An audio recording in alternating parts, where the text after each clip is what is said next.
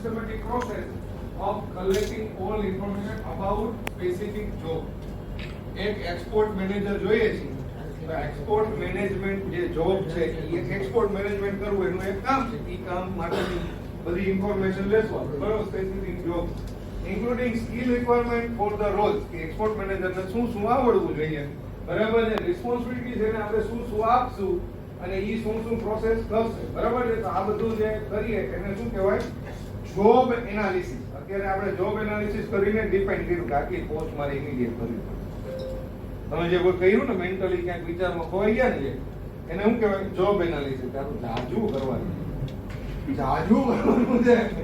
તો અહીંયા એક માણસ જોશે કે અહીંયા માણસ જોશે કે અહીંયા માણસ એ આવો જોશે તો એને આવું આવડવું જોઈએ. એનું લગભગ ભણતર આટલું હોવું જોઈએ, આટલા વર્ષનો અનુભવ છે. આ બધું આપણે મગજમાં વિચાર્યું એને શું કર્યું કહેવાય જોબ એનાલિસિસ.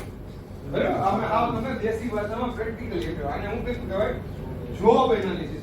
જે જોબ લખ્યો તેનું એનાલિસિસ કરીને બધું લખવું તો પડશે, ક્લિયર કરવું પડશે, ડિફાઇન કરવું પડશે બરાબર છે.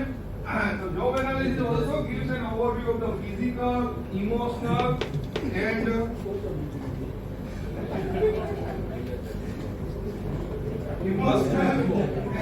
related human qualities required to execute the job.